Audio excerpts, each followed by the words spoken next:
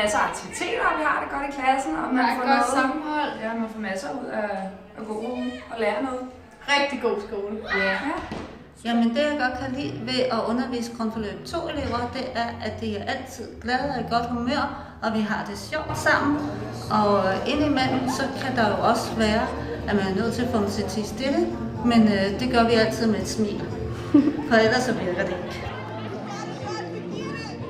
Jeg kan godt lide de folk, der går ud. Vi er meget ens. Vi ved, hvad vi vil lave, så vi har de samme tanker. Og det er sådan derfor, jeg har valgt den her uddannelse.